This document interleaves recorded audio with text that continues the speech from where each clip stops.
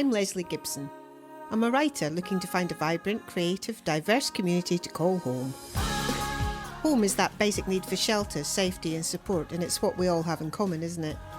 But a sense of belonging may always remain elusive.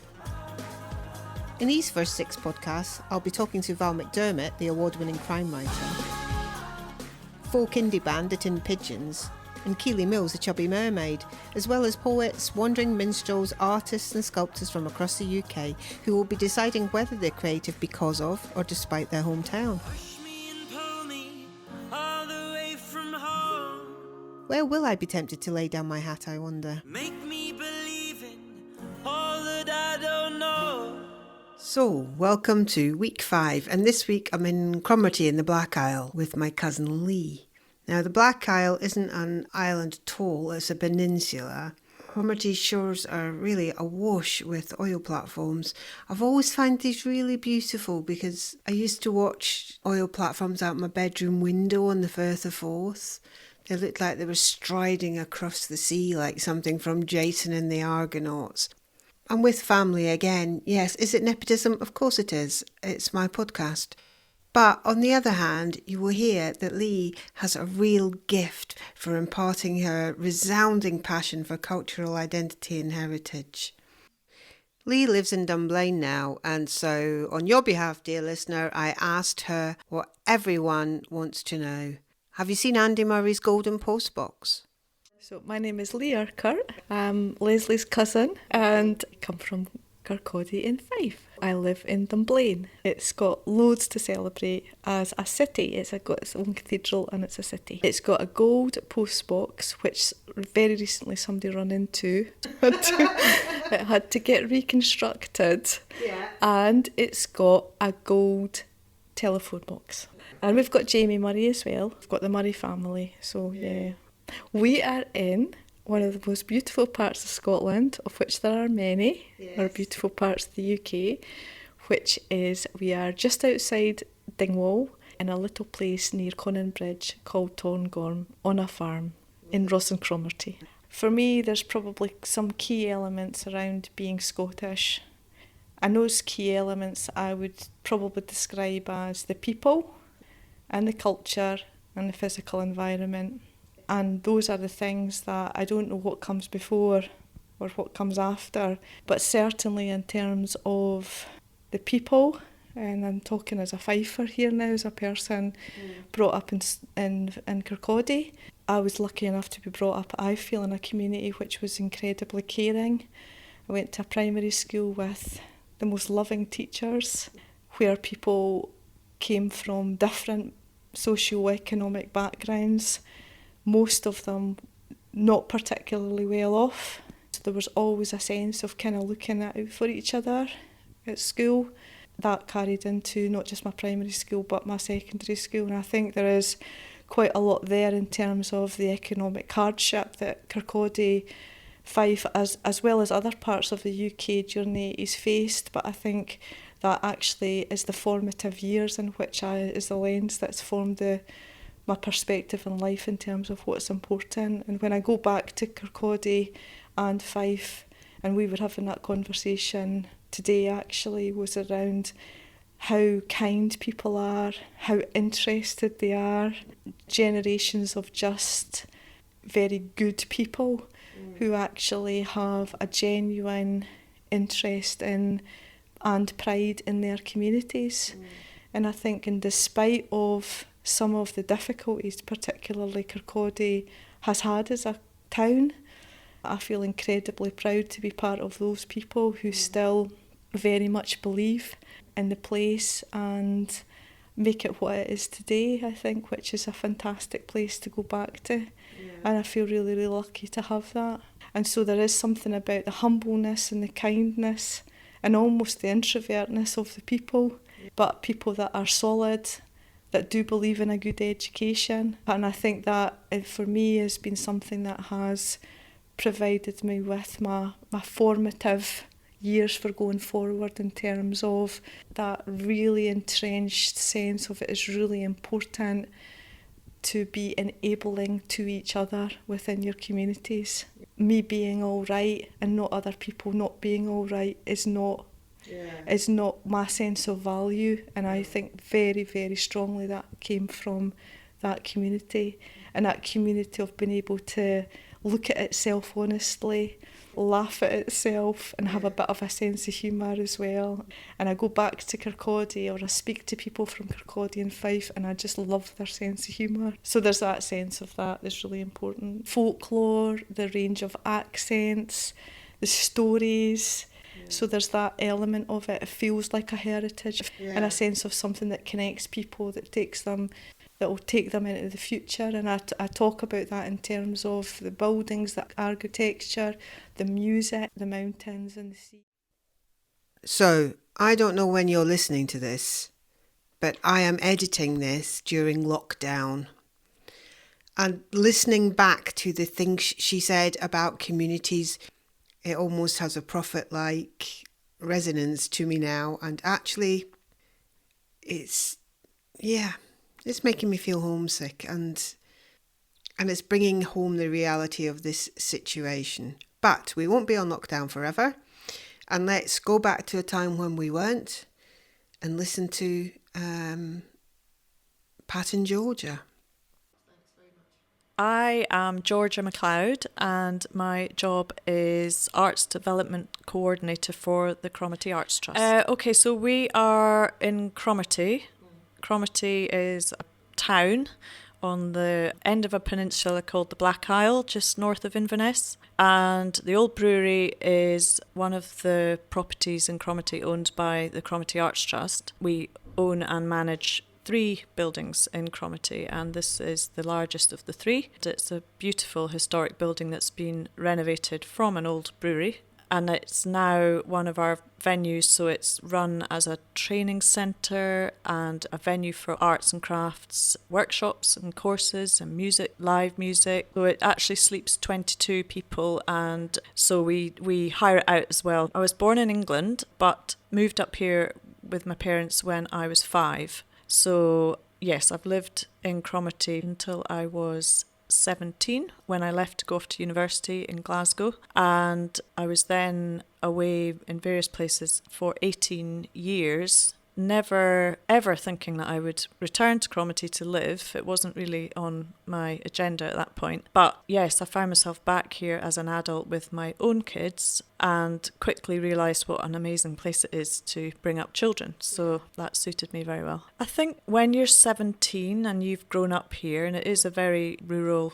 location, I had a fantastic childhood, absolutely brilliant childhood, but I was itching to get away at that point and head to the bright lights of the city. So I was kind of desperate to go, and I suppose it just kind of didn't really occur to me that I would head back here. It just seemed like quite an extreme thing to do. My parents still live here, and so they were here for that whole time, so I was coming back visiting them regularly, which was lovely, and I always enjoyed coming back to Cromarty. But it wasn't really until I had my own children and I was living in the Central Belt that it seemed quite an attractive place to come to, and obviously having my parents here was a huge draw as well in terms of childcare. It just seemed like the right thing to do, and my husband got a job offer in Inverness, so it just all kind of fell into place.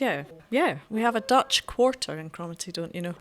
There's a Dutch couple that run the local shop, the grocery shop here, and then there's a Dutch cheese shop right next door. One of the owners of that is also Dutch, so we kind of call it the Dutch quarter. Back in the day, we're talking about in the 70s, there weren't nearly so many English folk here. There were obviously some, but nothing like what there are now. There are a lot of incomers, if you want to call them that, from England and many other places, and I think the draw is just such a vibrant community. It's a very friendly place to live. Everyone is just welcoming.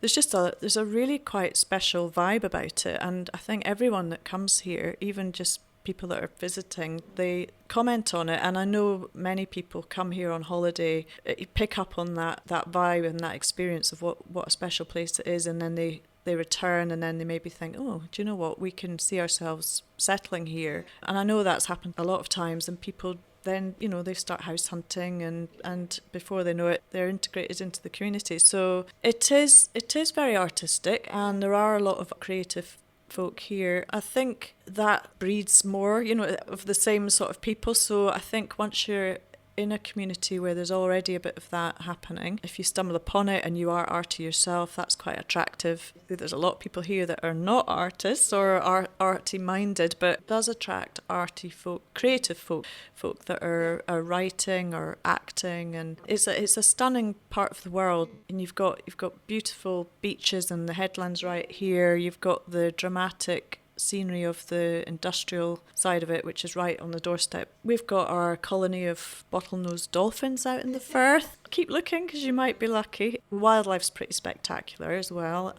I think all of that, coupled with just the friendliness of it, the fact that people are happy and willing to muck in and get involved for the community, is just all part of the attraction of it. My name's Pat Hay. I was born in Canada in a place called, in Toronto originally, but then we moved west of there to a place called Sarnia. And then my husband and I moved here about in the year 2001. He did a teacher exchange. I was doing watercolors at the time. Had been doing more representational kind of figures. Moved here, started to paint with oils more, and got into landscape just because of where we live. It's just so beautiful around here. I couldn't help myself. Working abstract, but realistically at the same time, I like to call them abstracted from landscape, really, or abstract landscapes. That's really what I do. Yes, I found the studio completely empty, by the way, except someone was upstairs. There's a flat here. Someone was upstairs and she was teaching some sort of fabric art type thing. And she said, why don't you call the laird here? She said, call him and see if you can get a studio. Really by fluke. The place was empty, but had everything in it. As you can see, it had all the sinks and the studios. Everything was renovated very sympathetically, because this was the horses' stables to this big estate. It's an 18th century building, so it's a beautiful building. And there's 3 of us that have been here since the beginning. Really? The notice went up in the village, just by happenstance at the time when I was next door here, that they wanted artists to move in. So a few of them moved in. Somebody offered us a place just near here, Jemimaville it was called. And all those houses have enormous back gardens down to the water. And the people had never rented before. They said, oh, sure. Just so we wanted to get the feel of where we were. And as you were saying, the studio was the place that really made the whole thing. I hadn't had one when I was in Canada. I was working from home. I would have done that happily, but I liked the idea of leaving my things. So that's how it happened. And I got to know the people in here. And one thing led to another. And Mike got work here, and then the rest was his. We've been here since then, 2001. Never looked back. And upstairs was empty, so we put on 3 exhibitions at some point every year. Blossoming. It's just really the village itself is. I mean, there's, because of the North 500. We're not on it, but we're mentioned and people come, and I haven't done it. I mean, I do know they're scrambling to sort out infrastructure, and then we have mixed feelings about it. I almost feel I'm not local, but I've been here a long time, and you have mixed feelings about those things. They're good and bad. You want to make sure the place doesn't get inundated with, especially holiday homes. It used to be more of a secret. Could you hear both Pat and Georgia talking about things falling into place? Well, I want you to remember that when you listen to Gail Stewart-Martin. She's about to shed a bit of light on that. Well, my official position is administration officer. So basically dealing with all the finance for the whole of the Arts Trust, which covers Ardine House where we are today, plus the stables, plus the old brewery. So there's 3 buildings that I look after the finances for. Out with the Cromarty Arts Trust, I volunteer for the local film society. And each year in December, we put on a 3-day film festival. Yeah. So we use 7 kind of pop-up cinemas across town, one of which is the Lighthouse, which is just on the harbour front. Our opening night is a projection on the outside the lighthouse, which is pretty cool. About 100 of us stand outside the forecourt of the lighthouse, and we have a big brazier going. It's obviously freezing in December.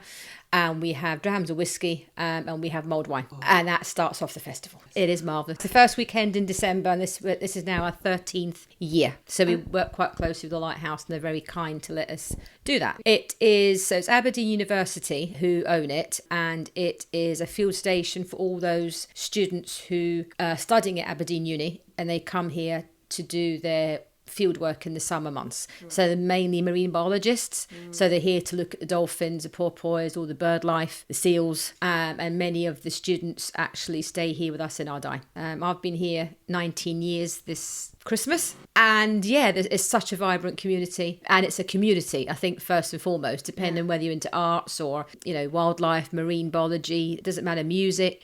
It's a community I've never known ever anywhere else before. I was born in Glasgow. Mum's from Edinburgh, my father's from Craigellachie, so Speyside, an hour and a half away. When we grew up in Glasgow, we got very friendly with the family, literally in the next door tenement. So my Aunt Jeanette had 2 girls who are the same age as me and my sister. We moved to London, they stayed, but we always kept in touch. And then one of the daughters, Lynn, my best friend really, she got fed up at Glasgow and she moved to Cromarty in 2000. We then came just for a holiday, my husband and I at the time, and my very young daughter, who was still in nappies, fell in love with it. And I was looking to move away from where we were in London to get a nicer environment to bring my daughter up in, wanted to be a full-time mum. And we came in late September, fell in love with it, got back on the plane to Gatwick and said, let's just do it.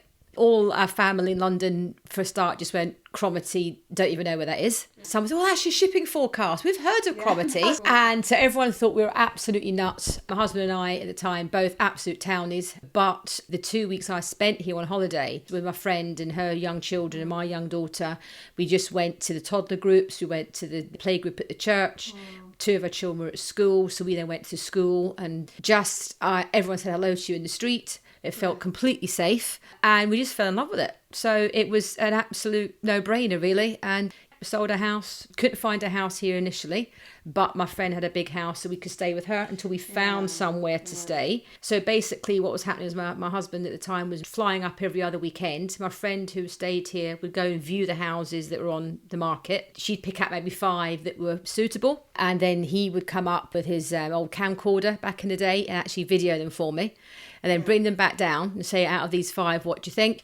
And then finally we picked one, and so he bought it without me even being inside it, just leap of faith again. And he said, that's what I bought you. I went, okay.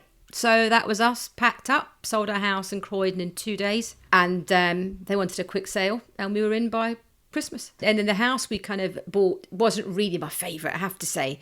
My husband got a bit of a ticking off. I said, really, not that one? Only because the outside of it was a bit of a mess. But it's a fairly new build, but just the garden was a complete pickle. But once we've renovated it and got the garden up to speed and everything else, that's us being there that length of time. So great environment for my daughter to grow up in. I think what happens with probably at least half of the teenagers in Cromarty and probably across the Black Isle is that they're itching to get to university or college or an apprenticeship that's out with our area. My worry was always, with my daughter growing up in such a beautiful, safe, friendly environment, was that she wouldn't be streetwise. How is she going to manage in London? How is she going to manage in, Central Belt, bigger cities? But for me, luckily, with my family still being in London, we used to go 3-4 times a year. So she kind of got a flavour of being in a much bigger city. But predominantly the schools here are fantastic, and most of her peer group and most teenagers, if they can, they'll go away to study. But then that's not different to anyone who lives in London. They want to go to Bristol or Durham or Newcastle. And that's why the universities are so vibrant. So it's not really a Highland thing. I think it's a teenage thing that you want to get away from home, be independent, have your own life, get away from mum and dad and do your own thing. My daughter, who's coming up 19, has actually said that eventually she would love to bring her kids up here, but she needs to get away, do her thing. But she absolutely understands why I moved when she was young. Not saying she will do that, but she's not said never, ever coming back to Cromarty. It's just she needs to forge her career, get her degree, and then decide where to live and work. Not much work up here, really depend on what you want to do. But I think a lot of the kids do in their 30s will come back if they've still got family here, particularly maybe grandparents by then and whatever. They've got a network of people to help them. So it's fairly common that people will go away, the kids will go away, but a lot of them do come back. What's interesting is when people do come up here and fall in love with it, maybe it doesn't work for them, they can't get a house, they can't sell theirs or whatever. I've always said to people, you need to remember that you don't choose Cromarty. Cromarty will choose you, and it so does. And if Cromarty wants you, they'll get you a house. It'll be in the stars. I truly believe that. Very few people I've met have been here a short time and gone. Actually, it's not suited them. That is really rare that someone will just come for a year. You know, I mean, lots of people who I moved up here with back in 2001 have moved on and done other things, but that's 18, 19 years in the making. But you don't generally get folk here for 6 weeks or 6 months or a year and a half. It tends to be people, it's right for them. So the town is moving forward, definitely. I'm wandering around, and it's in total my 5th day here, but that's been over 2 trips. And I've just been incrementally falling in love. Really want to be here, and for various reasons can't be. I'm not my usual emotional self because I'm learning to be pragmatic on this trip. There's things, you know, that you might want, but you can't have. And this, for the time being, is one of them because of my personal life circumstances. But that doesn't mean to say it'll never be for me or that I can't access it occasionally. But it does mean that that sense of total belonging that Pat has and that Gail Stewart Martin has will be elusive to me for a while longer. And I'm really wondering if it'll ever happen. But the most important thing is that this is where people know who I am. So I'm not feeling embarrassed or that I have to try hard or that I need to excuse myself, or they just know who I am even if they don't know me.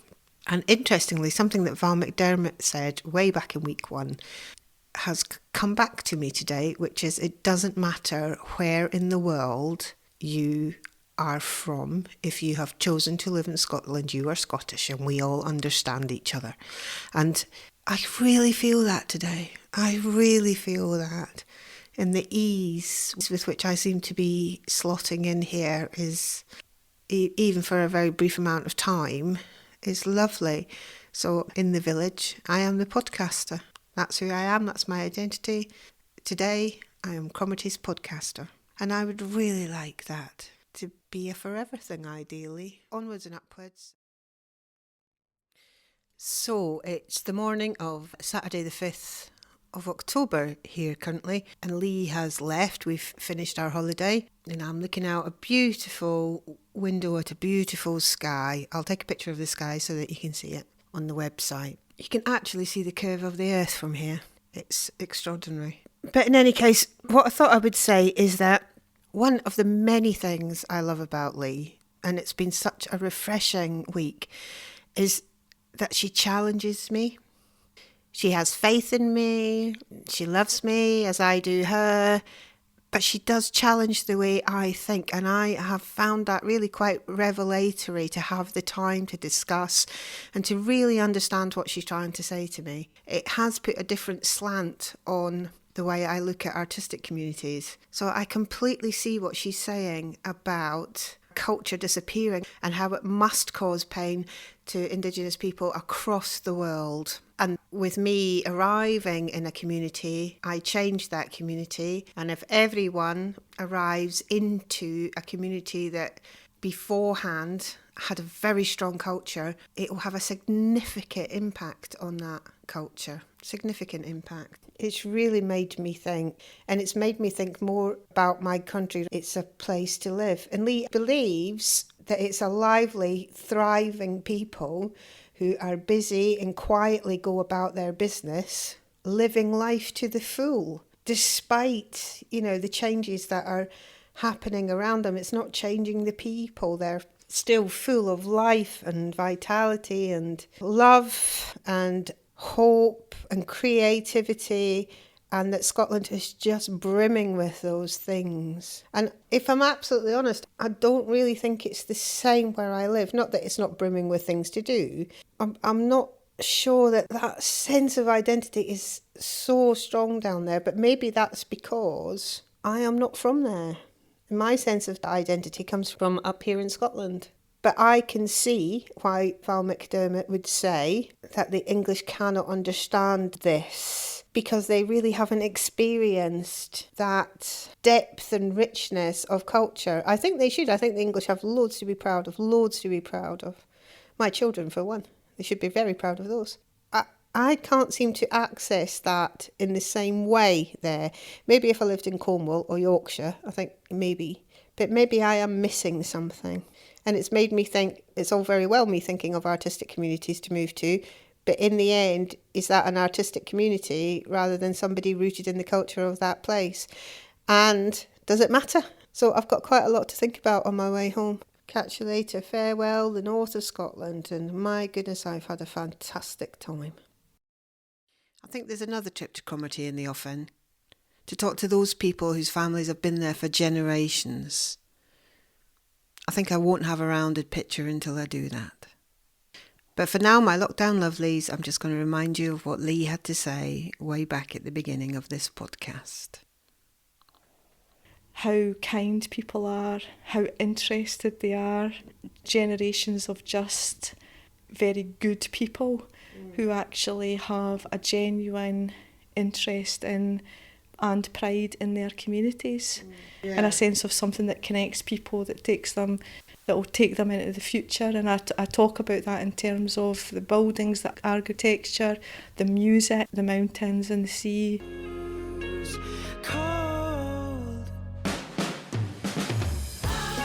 The Way Home project is written and presented by me, Lesley Gibson. Music and project artwork by the Tin Pigeons. Get off now and plug to the pod website for more insights, comments and transcripts, along with photos and bits of other fluff and stuff. Remember to describe and subscribe, and invite your friends along so you can talk about me afterwards. More next week.